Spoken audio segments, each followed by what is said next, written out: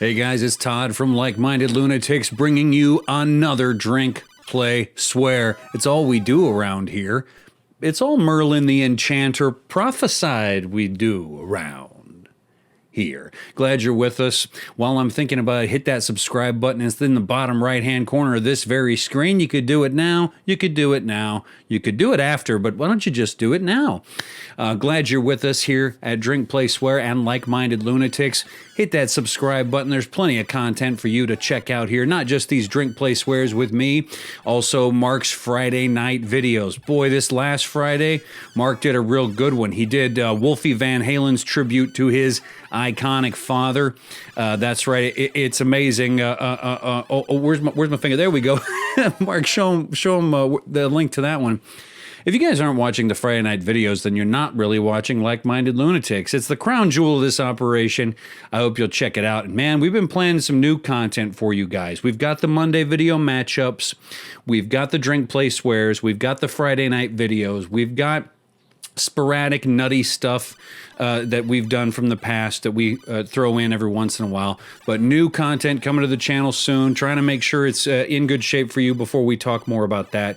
Please stick around for something fun in the works. Okay, so what do we do here at Drink, Play, Swear? Well, if you're new to this area, we play a game, usually a classic one, pair it with a beverage, and I tell you a story. So let's get started. You can see what we're playing here today. This is Ghosts and Goblins. Well, I had this game on the NES. It was one of my first games in 1986, and it's a true classic. It is also a rage quitter. Guarantee I will be angry throughout at least half of this video, but I will try to ignore that and stick to the story. What I won't be angry with is this classic here I'm pairing it with. This is to go with Ghosts and Goblins. This is a Jim and Coke from Todd MFN right. Okay, let's check it out.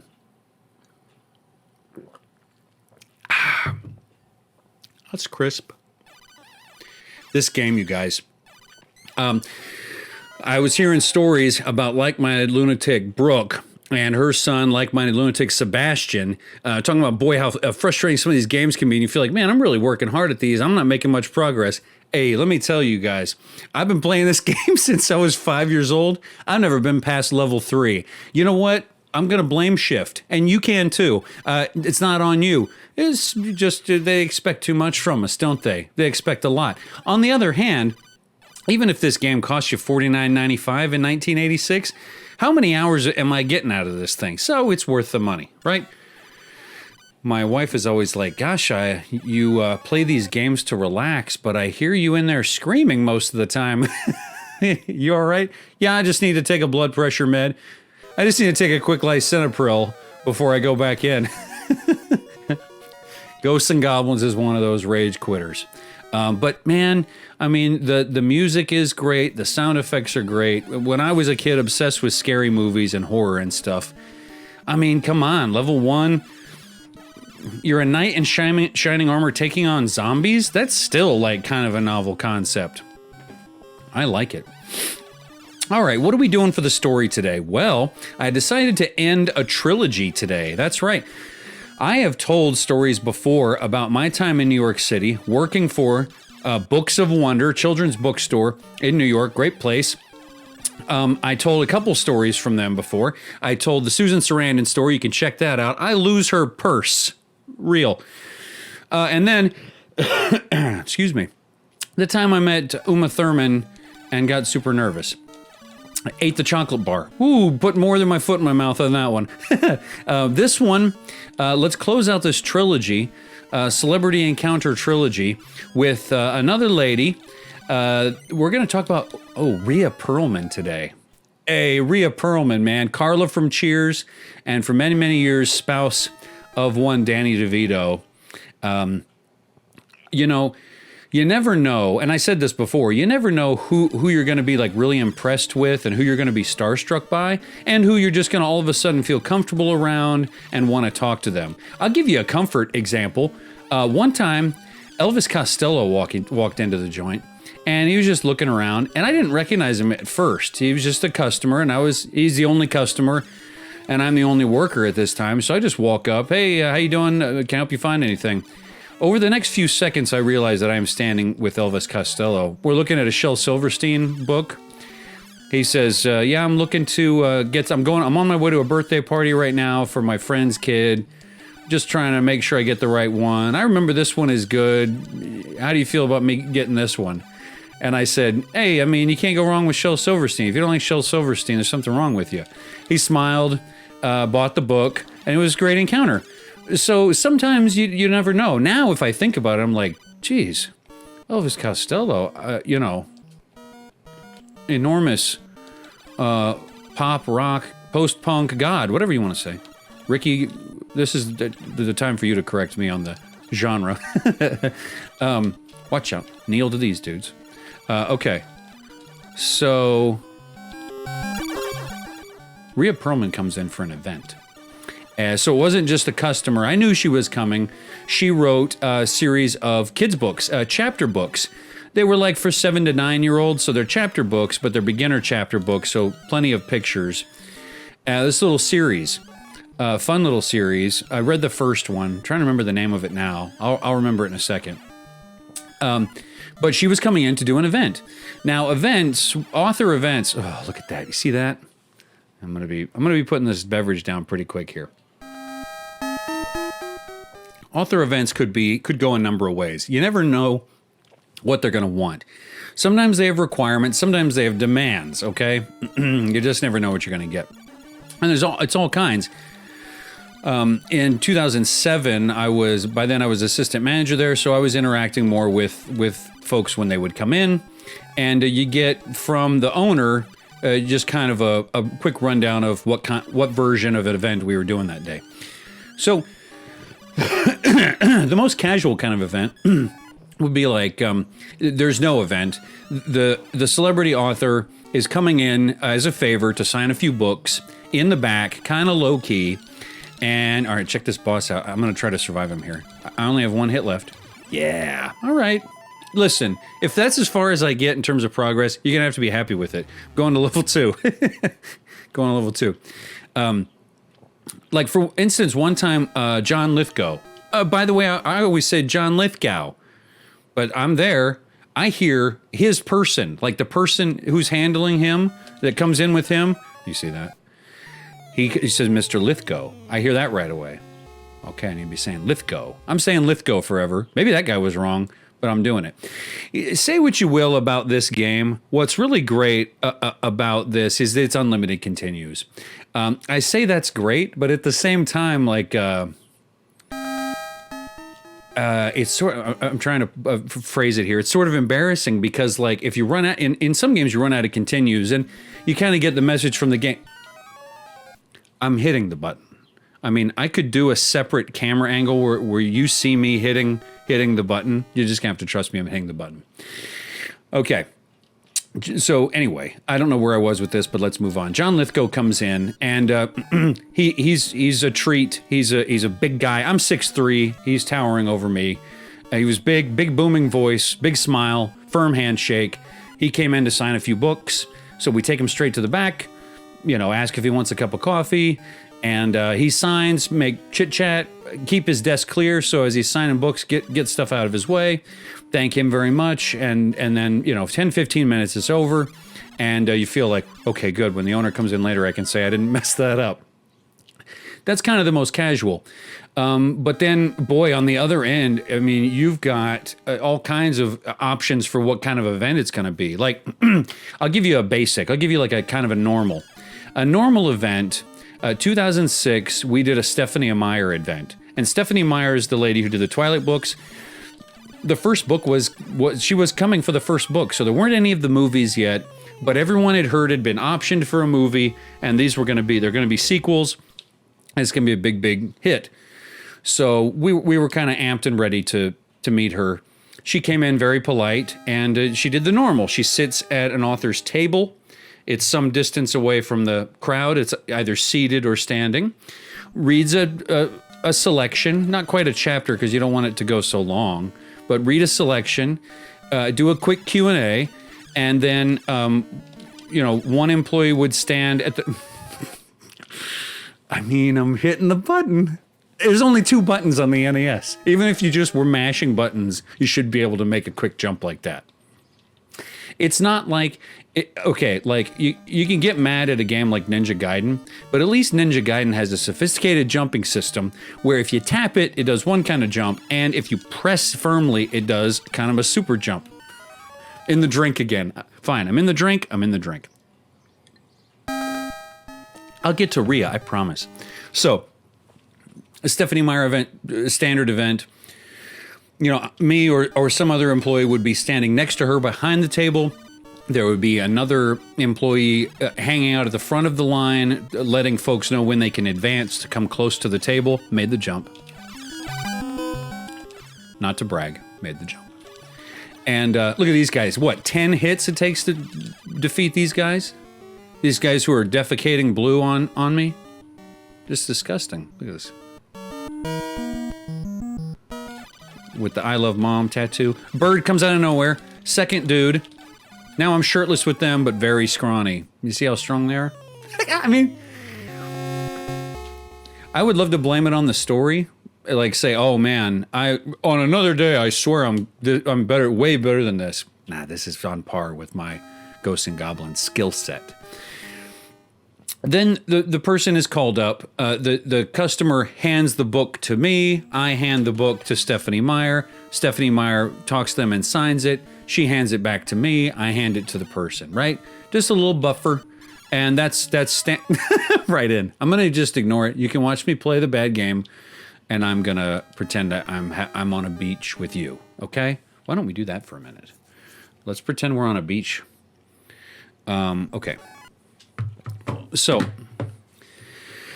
I didn't know what to expect for this event because Rhea Pearlman did not make any demands. She made no demands. So, what we're trying to do is be ready for anything. Because some people, I'm not even going to name names because I don't want it to be like a trash-talking thing. That's not the purpose of this, right? But I will say there are some prima donnas out there who are actresses, actors, authors, who think that they are the biggest, most important thing on the planet. And when they come in, they've got bodyguards. They don't want to speak directly to anyone. Their bodyguards do all the communication, and they keep a distance. They sit at the author's table. They don't read. They don't take a Q&A. And it's very, very rigid. Feels like, you know, you're at the bank during COVID. Have you been to the bank during COVID where you're 6 feet away from each other? You're not making jokes. You're not having a good time. You're just there to do the business. Some of these celebrities, some of these celebrity authors, prima donna a-holes, you walk away going, you know, you didn't cure cancer. You didn't break the land speed record. You acted in a few movies. Yeah, everyone's seen them. So you never know what to expect. Rhea Pearlman comes in, all smiles, kind. She wants to know my first name. She wants to know everybody's first name in the place. She says, well, I just want to do whatever you do here. I said, well, okay, you want a cup of coffee? I can't remember if she said yes or not. We always offered them a cup of coffee. And then said, well, okay, you could sit behind the author table or stand at the lectern and read a selection, quick Q&A, and then, you know, whatever you like, a signing. They're kids, they're little kids chapter book series, so not as many signings, but since you're, you know, a celebrity, we could do that or we could not do that, whatever you want to do. She said, why don't we feel it out? Okay, why don't we feel it out? I'll feel it out with Rhea Pearlman, legend. That wasn't sexual. So, there are about 30 kids there, which is good for the space. It was a small space, so 30 feels full.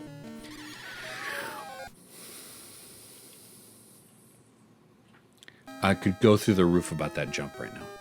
So, it's time for the event to start. The owner comes out, a brief introduction, a very flattering introduction of Rhea Pearlman, kid clapping and yay and stuff. And then Rhea Pearlman does something pretty spectacular. She says, you know what, guys, I don't think I want to read from my own book.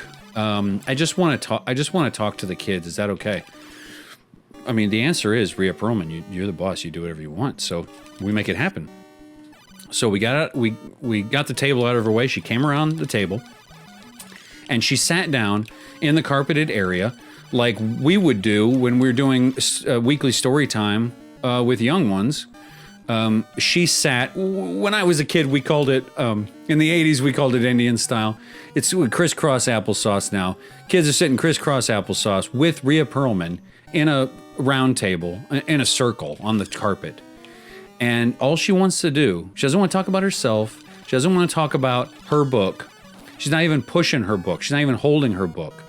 She wants to know what the kids like and their favorite stories and their favorite books. And she's just talking to them earnestly about, oh, yes, I read that too. I love it. And why do you love it? You know, was she doing research on her own writing? That could be. If you want to be a cynic about it, she was doing free market research. But honestly, the way it seemed is that she just cared. She wanted to give the kids a good time. And I love that, because the prima donna a-hole celeb who comes in, and they were rare. Let me emphasize that they were rare. But you just think, gosh, what a nightmare that we created as a public. This person who thinks they're this important. Man, Rhea Pearlman was class act, 100% classy. Just grateful to be there and grateful to hang out with the kids.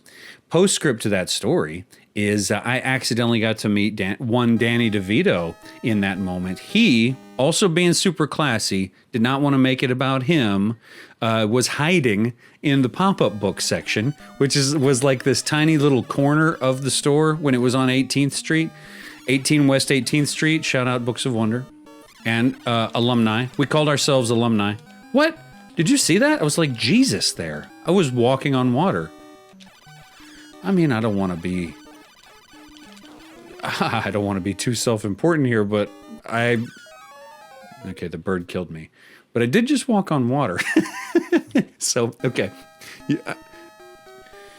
I've never beat level 3. Today I didn't even get to level 3. So if you are an avid gamer, you love it, and you feel like a failure because you're losing, no, it's the game's fault. By the way, I have the Super Nintendo game of this. I have the arcade port of this. I have the Genesis version of this. And they just put out a new game on the Switch, Ghosts and Goblins Resurrection. I assume that one's the same as all of them. They're all like that. Super Ghosts and Goblins or Super Ghosts and Ghouls, can't remember which way they went with that one. Infuriating. So anyway, DeVito didn't want to make a scene either. Class act, super classy, not at all like Frank on Sunny. He was well groomed and polite. But he just oh no, I said, can I help you? And then I realized who he was, and he said, no, I'm fine. I'm just waiting for the event to end. Oh, okay, very nice, and I let him be. But I gotta say, as a wrap up here, Rhea Pearlman and DeVito. I know I read something about maybe they're like still best friends, but maybe not married. I don't even care because I don't want to get into their business. But I just want to say, of all the class acts I met who were celebrities who could have been that prima donna, Jerko McJerk, you guys, for me, for my memory, were what if I were in the successful shoes that you guys are in, I would hope to be at least an ounce like you. So toast to Rhea Pearlman, and this trilogy of Books of Wonder stories come to an end. Hope you guys are doing well. Hope everything's good with you. Hey, before I forget, Like-Minded Lunatics is not just on YouTube. If you don't come to YouTube as often as some other people, that's okay. We are on Instagram. We are on Facebook. We are on Twitter. We're everywhere. We're like a virus. Okay, I'm sorry. I don't, let's finish these beverages. Hey, between now and the next time I talk to you, I'm Todd.